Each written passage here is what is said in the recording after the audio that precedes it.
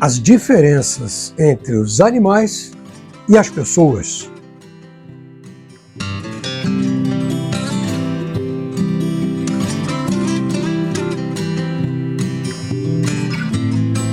Encontro com Kardec, um momento de estudo da doutrina espírita.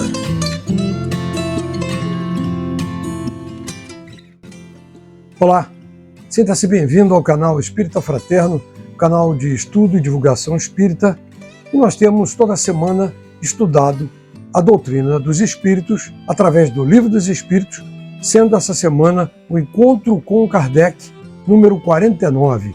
Nosso Encontro com Kardec é um programa semanal que justamente nós vimos através dele, dessas edições, estudando o Livro dos Espíritos. Nós vamos dar continuidade hoje ao capítulo 11 dos Três Reinos, já especificamente falando sobre os animais e o homem. É muito objetivo as palavras usadas pelos espíritos benfeitores e pelas informações de Kardec são muito objetivas e muito claras e nem requer muito comentário. A gente faz algum comentário ou outro apenas para ajudar nessa informação. Mas na realidade, todo esse trabalho é feito pela espiritualidade. Por falar em espiritualidade, não se esqueça de fazer a sua prece inicial agora, pedindo aos bons espíritos, principalmente seu mentor espiritual, que esteja perto para ajudar a elucidar e acompanhar esse trabalho que temos feito. Que tenha para você e para todos nós, para a espiritualidade também, o melhor proveito. Vamos ao estudo agora.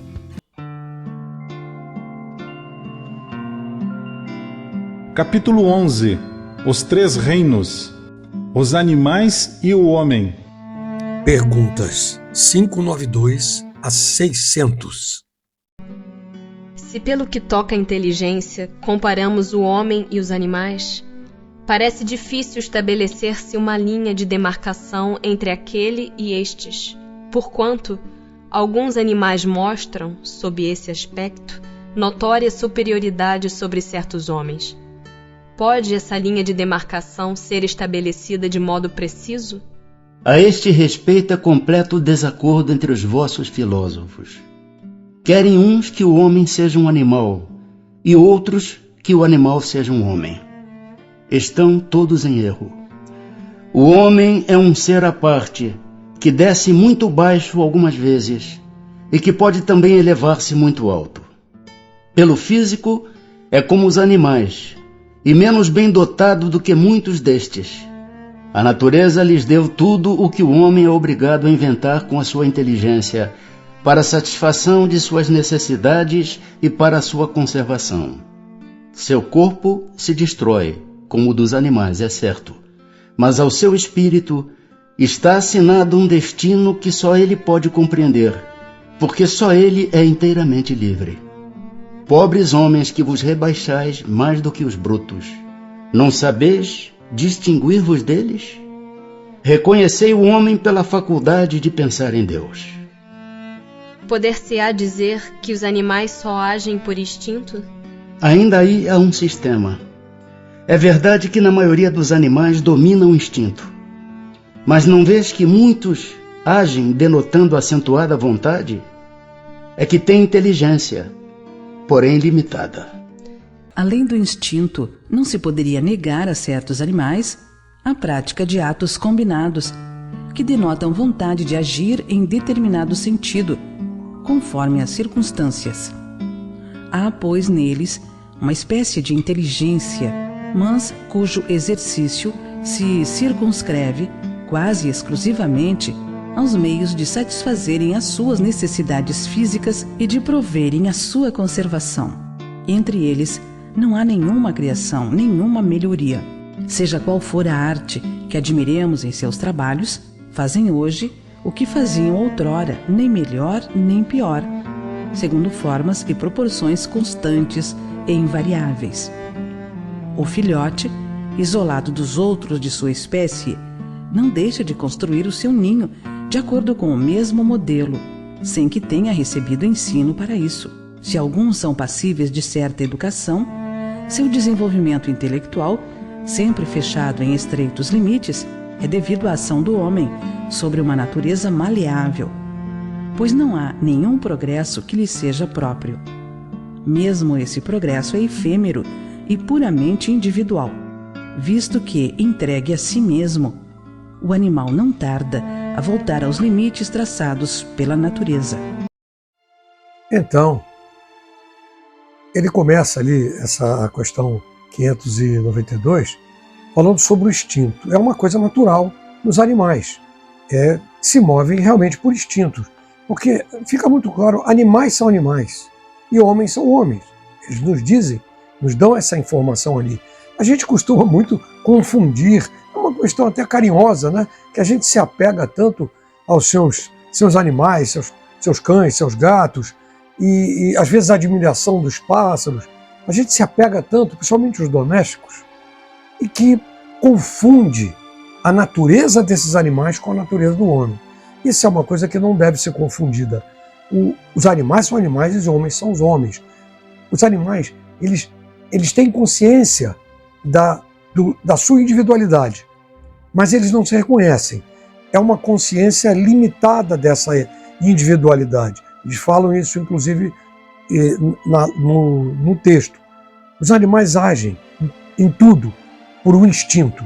Ele não raciocina para chegar àquela conclusão. Não. Aquilo é instintivo nele.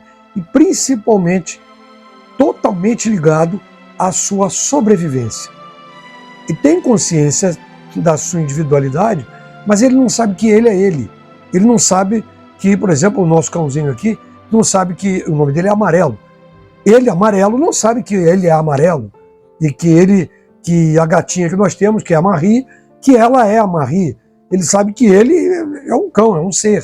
Mas ele não tem consciência exata. Não, eu sou um cachorro, ela é um gato, aquilo ali é um pássaro, aquilo ali é uma formiga, é um inseto, aquilo ali é uma rã que apareceu ali. Ele não tem essa consciência. Exatamente porque ele sabe que ele existe. Ele está ali. Mas ele não sabe o que ele é, nem o que nós somos, qual é a natureza.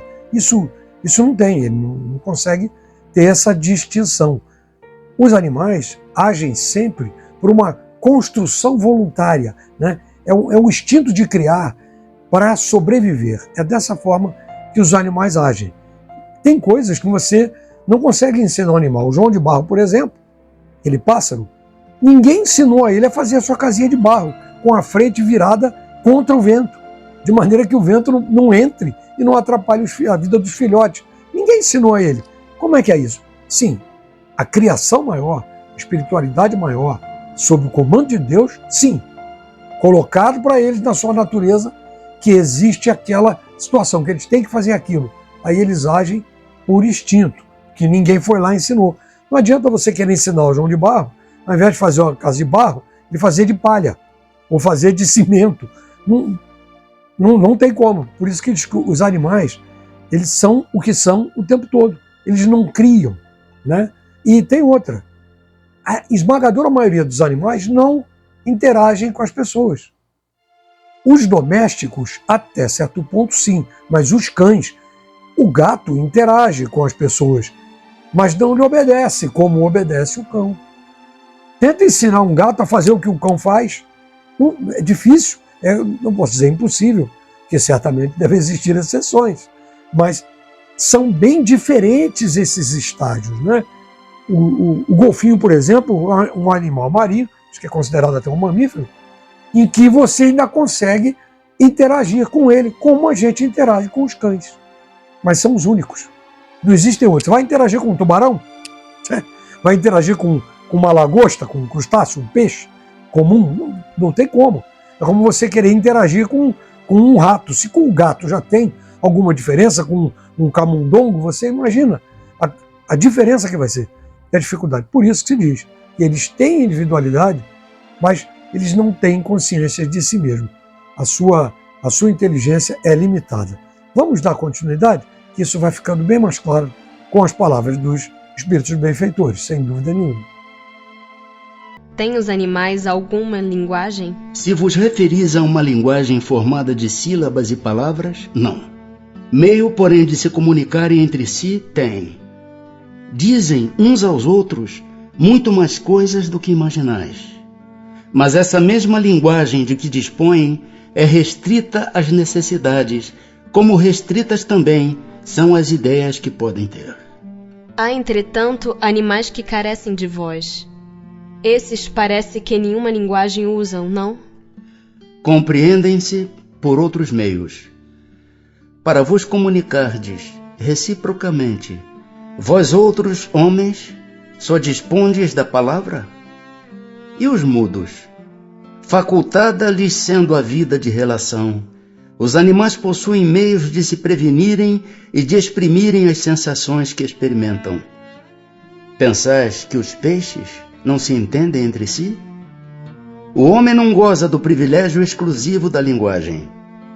Porém, a dos animais é instintiva e circunscrita pelas suas necessidades e ideias, ao passo que a do homem é perfectível e se presta a todas as concepções da sua inteligência. De fato, os peixes que emigram em massa, assim como as andorinhas que obedecem ao guia que os conduz, devem ter meios de se comunicarem, de se entenderem e de entrar em acordo. É possível que disponham de uma vista mais penetrante que lhes permita distinguir os sinais que façam entre si.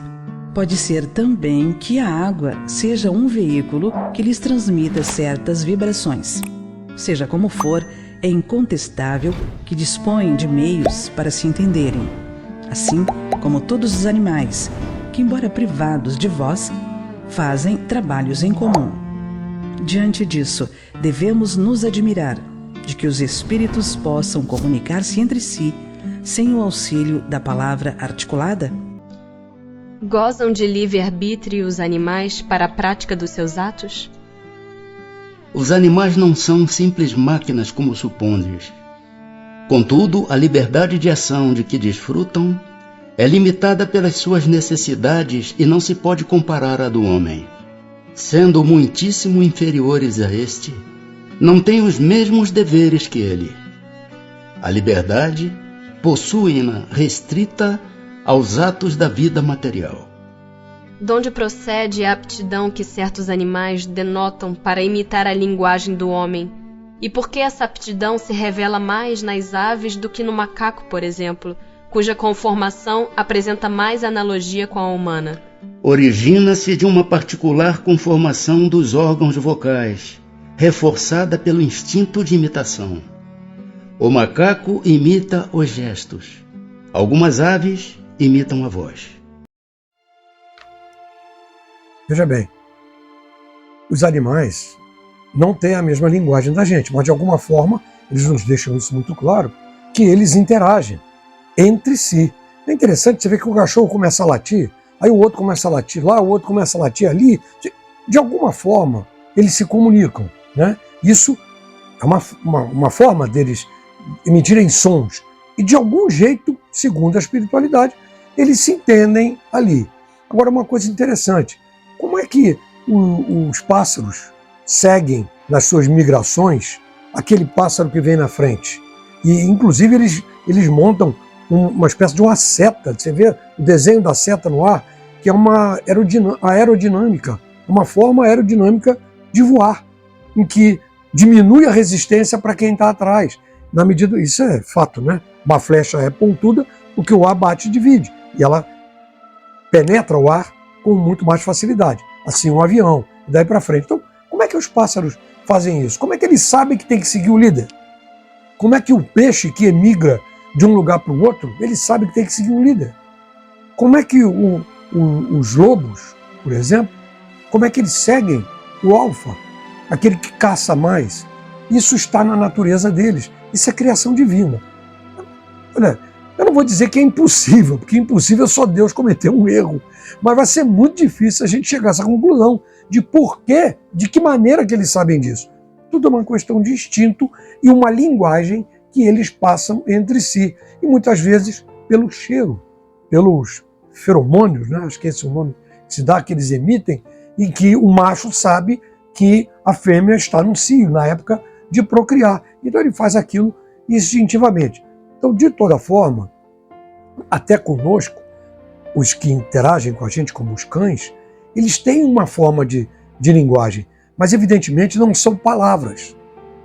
eles não se comunicam nem conosco, eles não entendem exatamente o que significam nossas palavras. O que não, a palavra tal significa tal, a palavra Y significa Y, e que faz um som de I. Eles não entendem, eles não sabem formar palavras, eles não têm as letras, porque não tem um pensamento contínuo. Isso está num dos livros de André Luiz, se eu não estou enganado, Os Domínios da Mediunidade ou Evolução em Dois Mundos, um dos dois, em que ele fala isso, que o pensamento dos animais é fragmentado.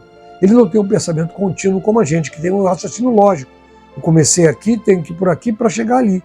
Ele faz porque foi ensinado a fazer, por algum resultado ele vai ter. Esse resultado, o seu instinto, quer dizer, esse meio é o seu instinto e o resultado é a sua sobrevivência. Toda vez que a gente sai daqui de casa, que eu vou para a área, que o cachorro está na área e o gato, a gatinha, a primeira coisa que eles fazem é o quê? Vir perto da gente e olhar para a comida. A gata, então, nossa senhora, pede comida o dia inteiro. Por quê? Porque ela sabe que quando a gente aparece, tem algum momento, maior parte das vezes, vão comer. Então, é um instinto de sobrevivência. E muitas vezes são agressivos até por essa questão de sobrevivência, sim, porque se sentem, de alguma forma, ameaçados. Então, os animais agem muito e existem muito, agem intuitivamente, pelos instintos que eles têm. E aquela história, absolutamente, eles não têm livre-arbítrio, isso também já ficou claro em outras passagens do Livro dos Espíritos, que o homem, como diz Emmanuel, o reino hominal, aí se referindo a toda a espécie hominal, homem e mulher, ele tem o livre-arbítrio, porque ele pode decidir, pode escolher, ele tem noção exata da sua responsabilidade e para isso ele arca com as suas responsabilidades de acordo com as suas atitudes. E tem principalmente a consciência de uma inteligência superior. No nosso caso, a gente acredita fielmente a existência de Deus. Os animais não têm essa consciência. Eles não pensam no futuro. Vou guardar essa comida aqui, porque depois eu vou poder comer. Lá para as 8 horas da noite eu vou jantar isso aqui, então eu vou guardar. Não existe. Os animais não pensam dessa maneira, de jeito nenhum. Eles agem sempre por instinto e que o objetivo principal é a sua sobrevivência. Vamos ver mais uma parte? É a última parte? Pois que os animais possuem uma inteligência que lhes faculta certa liberdade de ação, haverá neles algum princípio independente da matéria? Há, e que sobrevive ao corpo. Será esse princípio uma alma semelhante à do homem? É também uma alma, se quiserdes, dependendo isto do sentido que se der a esta palavra. É, porém, inferior à do homem. Há entre a alma dos animais e a do homem distância equivalente à que medeia entre a alma do homem e Deus. Após a morte, conserva a alma dos animais a sua individualidade e a consciência de si mesma? Conserva a sua individualidade. Quanto à consciência do seu eu, não. A vida inteligente lhe permanece em estado latente. A alma dos animais é dado escolher a espécie de animal em que encarne? Não, pois que lhe falta o livre arbítrio. Sobrevivendo ao corpo em que habitou, a alma do animal vem achar-se, depois da morte, num estado de erraticidade como a do homem? Fica numa espécie de erraticidade, pois que não mais se acha unida ao corpo, mas não é um espírito errante. O espírito errante é um ser que pensa e age por sua livre vontade. O dos animais não tem a mesma faculdade.